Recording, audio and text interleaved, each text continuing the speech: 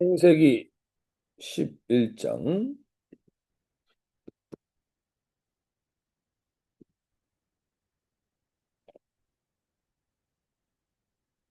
24절부터 읽겠습니다. 나홀은 29살에 데라를 낳았다. 나홀은 데라를 낳은 뒤에 119년을 살면서 아들, 딸을 낳았다. 데라는 70살에 아브라함과 나홀과 하란을 낳았다. 데라의 족보는 이러하다. 데라는 아브라함과 나홀과 하란을 낳았다. 하란은 롯을 낳았다. 그러나 하란은 그가 태어난 땅 바벨로니아의 우르에서 아버지보다 먼저 죽었다. 아브라함과 나홀이 아내를 맞아들였다. 아브라함의 아내의 이름은 사레이고 나홀의 아내의 이름은 밀가이다. 하란은 밀가와 이스가의 아버지이다. 사레는 임신을 하지 못하여서 자식이 없었다. 데라는 아들 아브람과 하란에서 난 손자 롯과 아들 아브람의 아내인 며느리 사레를 데리고 가나안 땅으로 오려고 바벨로니아의 우르를 떠나서 하란에 이르렀다. 그는 거기에다가 자리를 잡고 살았다. 데라는 205년을 살다가 하란에서 죽었다. 네, 오늘 우리가 이 말씀을 보면서 우리가 어제 바벨탑 사건을 보면서 인생의 모든 혼란과 혼잡은 결국엔 자기의 이름을 내고 자기의 기념비를 세우고 그 결정을 하면서부터 모든 혼란과 혼잡이 오게 됐다는 것이었습니다. 지금의 모든 전쟁들도 마찬가지입니다. 인간이 역청과 벽돌을 만들었다라는 것은 그 당시 때는 엄청난 기술이었지만 지금으로 보면 그게 뭐 그렇게 대단한 기술은 아닙니다. 그런데 그 기술 하나로 사람은 자기가 하나님이 되고자 합니다. 그래서 하늘까지 탑을 쌓고자 하는 게 이것이 인간의 죄인된 본성이고 이 죄인된 본성의 기념비를 쌓고자 하고 자기의 이름을 내고자 하는 것은 단순히 세상에서만 그런 것이 아니라 교회에서조차도 그 기념비를 쌓고자 하는 그러한 것들을 우리가 보게 되고 하나님은 그래서 그들을 사랑하셔서 더 이상 하나님을 향한 죄를 짓지 못하게 하기 위해서 그들의 언어를 흩어버리십니다. 그리고 그들을 흩어버리십니다. 둘 다 흩어버리십니다. 말도 흩어버리시고 사람들도 흩어버리십니다. 그것은 그들을 위해서입니다. 더 이상 모여서 악을 행하지 못하게 하기 위해서. 그래서 우리에게는 우리 인생 가운데 하나님이 흩으실 때가 있습니다. 그것은 하나님을 향한 악을 짓지 못하게 하기 위한 하나님의 계획이기도 합니다. 그런데 오늘 그러면서 오늘 바벨탑 사건 이후에 바벨탑은 니무롯이라는 가나안의 후예, 즉 함의 후예에서 바벨탑을 쌓는 사건이 있었다면 셈의 후예에서는 하나님이 하나님의 사람들을 준비시키십니다. 그게 오늘 셈의 족보에 나오게 되는데 셈의 족보가 10절에 보시면 셈은 100세 곧 홍수 2년에 아르박삭을 낳고 아르박삭을 낳은 후에 500년을 지내며 자녀를 낳았다. 즉 셈의 후예가 아르박삭부터 900세를 살다가 이제 600세, 500세를 살게 됩니다. 그러다가 그의 후손들을 보면 점점 에벨은 400세까지 살게 됩니다. 그 다음에 400세가 지나다가 루르는 209년이 되고 그 다음에 오늘 나홀부터는 23절에 나홀은 200년까지 줄게 됩니다. 그리고 데라 때부터는 119년을 나홀은 119년을 살게 됩니다. 즉 우리가 지금 나이가 점점 홍수 이후에 사람들의 나이가 900세를 살던 사람들이 100세대로 떨어지게 됩니다. 창세기 6장에 하나님이 인간의 범죄와 죄악이 관영함을 보시고 6장 창세기 6장 3절에서 이렇게 말씀하십니다. 인간의 날은 120년이 되겠다. 근데 120년이 되겠다라는 하나님의 말씀이 있었지만 그 당시 때 사람들은 여전히 900세를 살고 있었습니다. 900세, 800세, 700세를 살고 있는 사람들에게 인간의 인생이 수명이 120년이 될 거야라는 하나님의 말씀은 마치 우스갯소리처럼 들렸습니다. 우리가 지금 900세, 800세를 살고 있는데 120년으로 준다라는 게 말이 돼? 이해가 안 되는 겁니다. 믿지 않습니다. 결국 노아의 홍수 때 하나님의 말씀을 믿었던 것은 노아의 가족밖에 없었습니다. 여전히 사람들은 우리가 장구한 인생을 최소한 500세 이상은 다 살겠지라는 생각을 가졌었는지도 모릅니다. 그러나 결국엔 인간의 나이는 120세대로 하나님의 말씀대로 말씀하신 그대로 됩니다. 오늘 우리가 이 땅을 살아가면서도 하나님의 약속의 말씀을 이야기하면 사람들은 이야기합니다. 그게 그렇게 될 리가 있어? 라고 말하죠. 그러나 하나님의 말씀은 단 하나도 안 이루어진 것이 없으며 하나님의 말씀은 말씀 그대로 역사하게 되어 있습니다. 오늘 우리가 이 아침에 다시 한번 우리가 누구인지를 아실 수 있길 바랍니다. 우리에겐 이 하나님의 약속의 말씀이 있는 사람들입니다. 그리고 반드시 역사는 그것을 증명해 왔습니다. 반드시 하나님의 말씀대로 됩니다. 오늘 우리가 그 말씀을 이 아침에 붙들고 있다는 것이 얼마나 감격스러운 일인지 오늘 이 아침에 다시금 깨달으면서 나갈 수 있길 바랍니다. 지금 우리의 눈앞에서는 그 일이 일어나는 것 같지가 않습니다. 여전히 사람들은 500세, 400세를 살고 있습니다. 120세가 될 리가 있어? 근데 하나님의 말씀대로 결국 120세가 됩니다. 그리고 지금도 기네스북에 120세를 넘는 사람은 거의 없습니다. 120세를 하나님이 정하신 그대로 인생의 수명들은 결정됩니다. 오늘 우리가 다시 한번 이 말씀을 보면서 주님 앞에서 깨어 하나님의 약속의 말씀이 때로는 지루한 것 같고 이루어질 것 같지가 않고 믿을 수가 없을 것 같을 때 다시금 오늘 우리가 깨닫길 바랍니다. 하나님의 말씀대로 된다는 사실. 즉 우리는 미래가 어떻게 될 것인지를 분명히 깨닫고 붙들고 사는 인생들이라는 사실을 알고 주님 앞에 나갈 수 있길 바랍니다. 그리고 또 한 가지 오늘 보시면 이제 아브라함의 아버지 데라가 등장합니다. 데라가 70세에 아브라함과 나홀과 하란을 낳았습니다. 그리고 27세에 데라의 족보는 이러하니 데라는 아브라함과 나홀과 하란을 낳았고 하란은 롯을 낳았으며 하란은 그 아비보다 먼저 고향 갈대아인의 우르에서 죽었더라.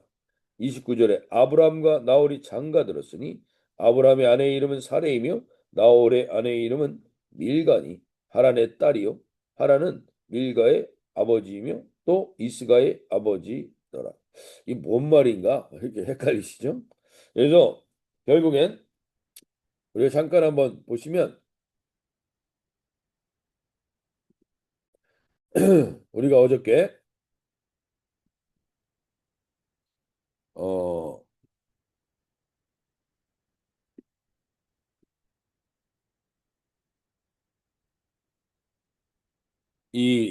우리가 왜 셈의 후예인가? 우리는 한자 안에서 우리가 살펴본 적이 있습니다. 왜 의가 이 어린 양 밑에 있고 왜 배선자에 여덟 팔자가 있고 이게 다 한자 안에도 결국 우리가 셈의 후예라는 하나님의 약속이 여기에도 묻어 있다는 사실을 우리가 어제 살펴보았습니다. 그리고 오늘 보시면 데라가 아들을 낳았는데 아브라함과 나홀과 하란을 낳았습니다. 이 아브라함과 사레는 부부 사이고 나홀은 하란의 딸 중에 하란의 아들이 롯이고 하란의 딸이 밀가인데 밀가하고 이스가인데 이 밀가가 자기 삼촌 나홀하고 결혼한 사이라는 겁니다. 그 나홀과 밀가가 이 당시 때는 다 근친혼이 이, 이 있었던 시기니까 이 시기까지는. 그래서 사라도 아브라함의 원래 누이죠. 이복 누이. 뭐 이런 이런 관계 속에 있다는 사실을 지금 얘기하고 있는 겁니다. 근데 밀가는 하란의 딸이었는데 자기 삼촌하고 지금 결혼한 겁니다. 그리고 그 삼촌과 결혼해서 나올 밑에서 부두엘이 낳고 그 부두엘이 라반과 리브가의 아버지가 되는 거죠. 그리고 리브가가 나중에 아브라함의 아들 이삭과 결혼하게 되는 겁니다. 이 족보들이 이렇게 된다는 것을 지금 여기에 설명하고 있는 겁니다. 여기서 보면 근데 한 가지가 이 갈대아 우르라는 가장 번성했던 도시입니다. 이 시기에. 가장 번성했던 도시에 이들이 살고 있는데 데라에게는 한 가지 일이 일어납니다. 그게 뭐냐면 28절에 보면 하라는 그 아비 데라보다 먼저 죽었다는 겁니다. 우리가 이 시기에 데라는 이 갈대아 우르의 번성의 도시에서 자식이 먼저 죽는 아픔을 경험합니다. 우리가 볼 때 지금 다른 이 셈의 족보에서 다른 사람들보다 데라는 좀 더 아픔을 겪고 있습니다. 그리고 30절에는 이런 말까지 나옵니다. 아브라함의 아내 사레는 임신하지 못합니다. 지금 60세, 아브라함의 나이가 60세, 70세가 되는데 이 당시 때부터는 사람들이 다 20세, 30세에 애들을 낳습니다. 근데 아브라함은 60세가 넘었는데 아이가 없습니다. 갈대아 우루 그 번성의 도시에서 데라는 자기 아들이 먼저 죽습니다. 그리고 아브라함과 사라는 다른 사람들 다 애 낳고 잘 사는데 이들만 애가 없습니다. 그래서 데라가 그 아들 아브라함과 하란의 아들인 그의 손자 롯과 그의 며느리 아브라함의 아내 사레를 데리고 갈대아 우르를 떠납니다. 왜 떠날 수밖에 없느냐? 이곳에서 아들들이 저주받은 인생처럼 보이기 때문입니다. 애도 못 낳고 먼저 죽고 사라지고 우리 집안이 뭔가 안 되는 집안처럼 보입니다. 부족함이 가득한 집안입니다. 그래서 거기서 사람들 소리에 지쳐서 갈대아 우르를 떠났는지도 모릅니다. 그런데 우리가 다시 한번 이 공통점이 있는 족보가 생각납니다. 그것은 가인의 후예 중에서 문명과 문화를 발전시키고 세상을 주도하던 그러한 사람들이 등장했지만 거기서 하나님은 믿음의 명문가를 세우지 않고 오히려 에녹, 셋의 후예 중에 에노스, 죽을 수밖에 없는 존재라는 걸 깨달은 사람들, 그 죽을 수밖에 없는 존재라는 걸 깨달은 한계를 깨달은 사람들, 그들의 후예에서 에녹이라는 하나님과 동행하다가 갑자기 남들보다 일찍 세상을 떠난 에녹. 우리가 볼 때는 하늘로 승천한 거지만 세상에서 보면 일찍 죽은 겁니다. 여기 오늘 하란처럼 세상을 자기 아버지보다도 먼저 떠난 인생입니다. 그리고 그 가문에서 500세까지 다른 사람들 다 70세, 80세 애를 낳고 살고 있는데 500세 때까지 자녀가 없었던 노아, 그 가문에서 하나님은 그 부족함이 가득한 가문에서 하나님은 또 믿음의 사람 노아를 통하여 인류의 제2의 시조가 하셨던 것처럼 되게 하셨던 것처럼 오늘 아브라함의 가문은 갈대아 우르에서 가장 저주받은 가정 같고 풀리는 게 없는 가정 같습니다. 그래서 데라는 결국 그곳을 떠납니다. 갈대아 우르를 떠나서 원래는 가나안 땅으로 가고자 했습니다. 여기 분명히 31절에 이렇게 얘기합니다. 데라가 그 아들 아브라함과 하란의 아들 그의 손자 롯과 그의 며느리 아브라함의 아내 사레를 데리고 갈대아 우르를 떠나 가나안 땅으로 가고자 하더니 가나안 땅으로 가고자 했는데 그가 하란에 이르러 거기에 거류하며 하였습니다. 가나안에서 가나안으로 가지 못하고 가나안 직전에 하란에서 머물러 버립니다. 데라가. 아우 이놈의 가정 어려운 가정들을 가지고 이 갈대아 우르에서 이런 취급받느니 떠나자. 그래서 떠납니다. 그 당시 때 떠난다는 건 그렇게 쉬운 일은 아닙니다. 그러나 이 가족들을 이끌고 아브라함과 사레와 롯을 데리고 나홀은 밀가와 결혼해서 애 낳고 잘 사니까 얘네 집은 데리고 갈 필요가 없죠. 근데 여기서 다 사람들이 손가락질하고 아브라함과 사레를 보면서 뭐 존귀한 아브라함의 이름이 존귀한 아버지란 뜻입니다. 존귀한 아버지란 이름을 갖고 있는데 애가 하나도 없네. 이런 조롱거리와 그리고 롯은 아버지가 일찍 여의고 혼자 살고 있습니다. 그러니 이들을 데리고 이 땅을 떠나게 됩니다. 근데 결국엔 가나안으로 가고자 했으나 가나안으로 가지 않습니다. 이유는 여호수아 24장에 나옵니다. 여호수아 24장 2절 3절에서 옛적에 너희의 조상들 곧 아브라함의 아버지 나홀의 아버지 데라가 강 저쪽에 거주하다가 하저 다른 신을 섬겼으나